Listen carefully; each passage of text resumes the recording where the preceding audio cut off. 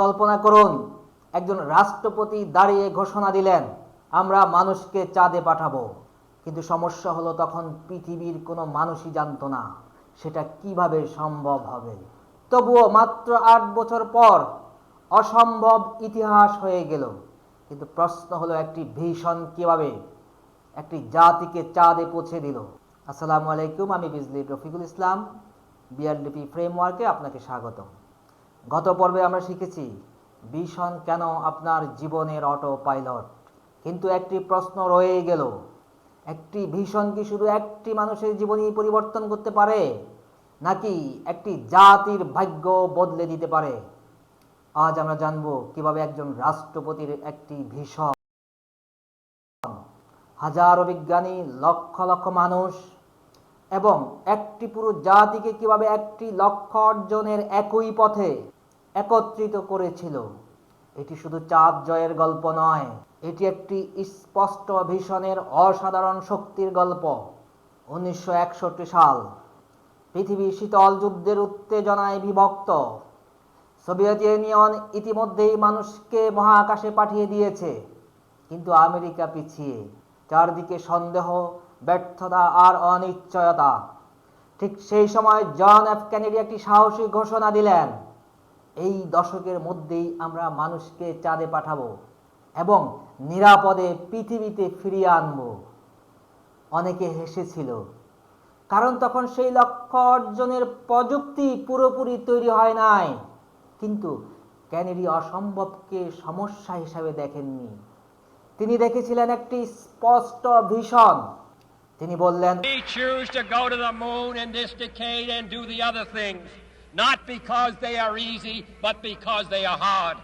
সেই ভিশনে হাজারো বিজ্ঞানী, প্রকৌশলী এবং একটি পুরো জাতিকে একটি অভিন্ন গন্তব্যের দিকে একত্রিত করল।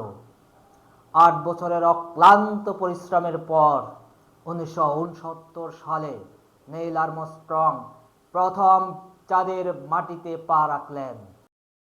সেদিন মানুষ শুধু চাঁদে পৌঁছায়নি, প্রমাণ করেছিল একটি স্পষ্ট ভিশন অসম্ভবকেও বাস্তবে পরিণত করতে পারে।